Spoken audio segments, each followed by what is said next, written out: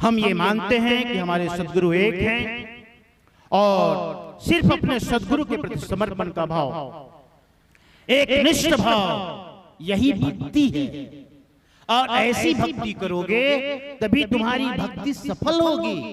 मैं तो कभी कभी ये भी कह देता हूं, बहुत ज्ञान लेकर कुछ होने वाला नहीं है।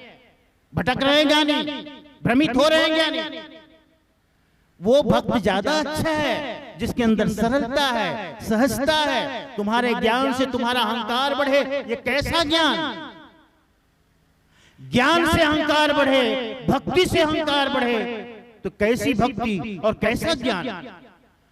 जिस ज्ञान से तुम्हारा मन निर्मल हो, जिस ज्ञान से तुम्हारा हृदय शुद्ध हो, जिस ज्ञान से तुम्हारे अंदर सरलता आ जाए, सहजता आ जाए, भेद मिट जाए, अभेद दृष्टि आ जाए, वो सच्चा ज्ञान है, वो सच्चा ज्ञान है। हम उस ज्ञान को प्राप्त करें, उस ज्ञान को प्राप्त करें। सुबह हम टकसार साहब से ही बात कर रहे थे, साहब हमें कभी कभी वो भक्त बहुत पसंद है जो कुछ नहीं है, बस हाथ जोड़े हैं। अब आप कहोगे वो अंधविश्वास, नहीं, मैं इसे अंधविश्वास नहीं कहता, बिल्कुल नहीं।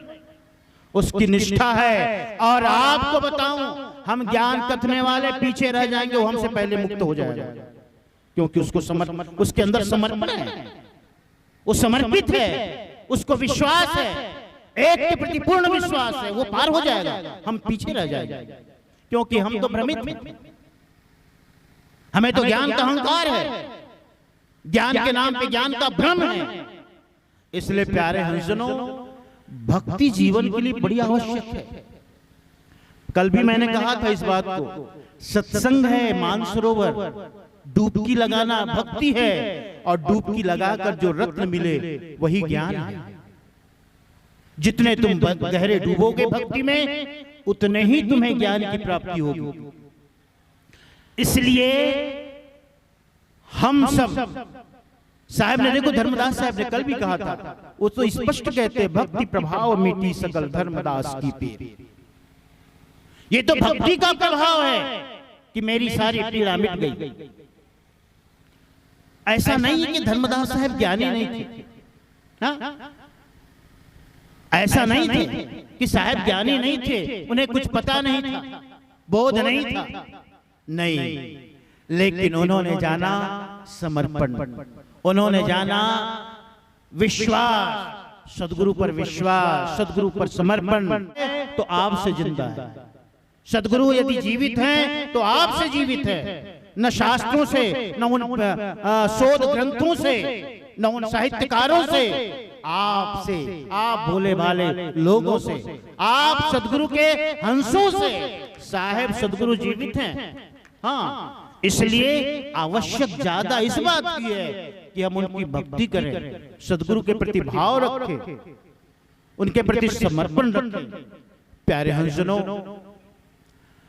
बस बात निकल गई, मैं कुछ और विषय लेके आया था, लेकिन समयाभाव और कुछ ऐसा निकल पड़ा आपकी भक्ति और निष्ठा की, तो कहना पड़ा। और समय भी हो गया है, जैसा कि हमारे संचालक महोदय कह रहे थे कि साहब 6, सवा 6 बजे तक सत्संग चलेगा। निश्चित रूप से ये विघ्न बहुत पड़ा है, बारिश के कारण, तूफान के कारण, और आज का सत्संग बढ़िया होना था, क्योंकि आज दूसरा दिन है। कल तो शाम को सत्संग की चौका आरती है और एक सत्र का सत्संग। आप सभी से मैं यही कहूं, भक्ति पे अडिग रहो, अटल रहो। दुख भी जीवन में आए तो समझना कि सदगुरु की ही कहीं कोई संकेत है हमें सुधरने के लिए। शायद हमें इस तरह बताना चाहते हो, शायद हमें इस तरह रास्ते में लाना चाहते हो, शायद हमें इस तरह समझाना चाहते हो। इसलिए दुख के प्रति भी सकारात्मक भाव रखना, नकारात्मक नहीं, शिकायत नहीं। भक्ति का मतलब ही है जहां शिकायत नहीं होती। अगर शिकायत आ गई तो भक्ति नहीं रही। लेकिन हाँ, भक्ति में भी शिकायत होती है कभी। कब होती है? जैसे मैंने कल एक कहानी सुनाई थी आपको, रामकृष्ण परमहंस की। ये हमारे भक्त और भगवान के बीच की बात है। कभी हम उससे नाराज हो जाते हैं, कभी वो हमसे नाराज हो जाते हैं, हाँ? कभी कभी भक्तजन मेरे से कहते हैं साहब फिर कब आएंगे और कब दर्शन देंगे। मैं कहता हूं वो सुप्रीम कमांडर ऊपर बैठे हैं, मैं तो बस रंगरूट हूं, जहां वो आदेश करते हैं मैं वहां चला जाता हूं। साहब आपका स्वास्थ्य कैसा है, ठीक है कि नहीं? मैं कहता हूं बिल्कुल ठीक हूं, लेकिन स्वास्थ्य अच्छा हो इसकी जिम्मेदारी मेरे से ज्यादा कहीं उस सदगुरु की है, क्योंकि मैं सदगुरु की सेवा कर रहा हूं, सदगुरु की चाकरी कर रहा हूं।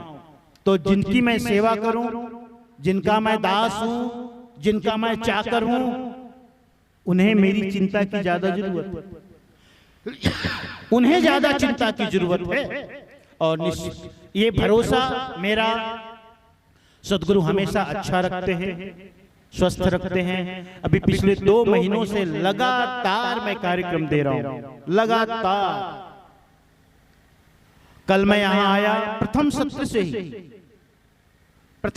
से ही यहां मैं अपनी उपस्थिति दिया हूं, और हमारी आदत भी नहीं है कि आके बैठ गए तो बीच बीच में उठ के जाते रहे। एक गरिमा है, जब बैठो आप तो ठीक से बैठो, ठीक से बैठो। तो इतनी ये है, मैं इसको इसलिए कह रहा हूं, मैं अपनी तारीफ नहीं कर रहा हूं, मैं ये बता रहा हूं कि कभी कभी लोग कहते हैं कि साहब साधु संत मन साहेब मन तो कुछ काम ही नहीं करे। 3-3 घंटा बैठना भी बहुत बड़ा काम है। 3 घंटा बैठना भी सरल काम नहीं है। हाँ, कल हमारे महेश जी कह रहे थे कि साहब तो है 4 घंटा कथा सुनाते थे राजनांदगांव। ये हमारे धर्मदास जी आए हुए हैं। धर्मदास जी खड़े हो जाइए, आपको तो सब जानते हैं, आप जहां खड़े होते हो वहीं लोग आपको देखने लगते हैं। ये हमारे धर्मदास जी हैं, जो 7 दिनों की कथा का आयोजन हुआ था, श्री सदगुरु कबीर चरितम कथा ज्ञान यज्ञ सप्ताह का। उसके ये अध्यक्ष थे समिति के, और हमारे चिंताराम जी भी आए थे, लगता है चले गए, कोषाध्यक्ष थे, और बहुत से लोग थे उसमें शामिल।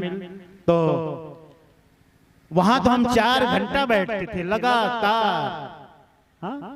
तो ये मत कहना कि साहब लोग काम नहीं करते हैं, साहब लोग बहुत काम करते हैं, लेकिन सब कुछ सदगुरु की दया से, उनकी ताकत, उनकी शक्ति से, है ना।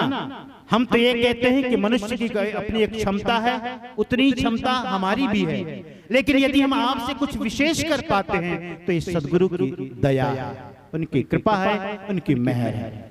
प्यारे हंसनो, बहुत अच्छा, मैं तो यहाँ आकर बड़ा प्रसन्न हुआ। काफी बड़ा मेला यहाँ फागुन मेला लगता है। 4 साल पहले मुझे पहली बार बुलाया गया था, आमंत्रित किया गया था, और दूसरी बार हमारे श्रद्धेय श्री आचार्य साहब जी ने, श्रद्धेय श्री सत्येंद्र साहब जी ने पुनः आमंत्रित किया। और सत्येंद्र साहब जी से मेरा विशेष लगाव है, क्योंकि बड़े सरल महापुरुष हैं, और हम कहीं न कहीं कार्यक्रमों में मिलते रहते हैं।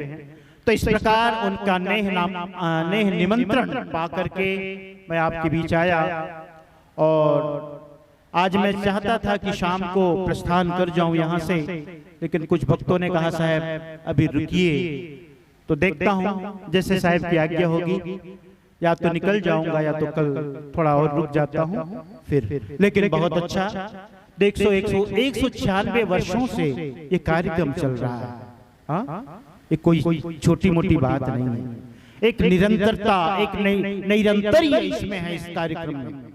इसकी एक गरिमा है इस कार्यक्रम की, इसकी एक महिमा है, इसकी गरिमा है, और ये गौरवपूर्ण कार्यक्रम है। और सभी महापुरुष यहाँ आते हैं, सबको आमंत्रित करते हैं।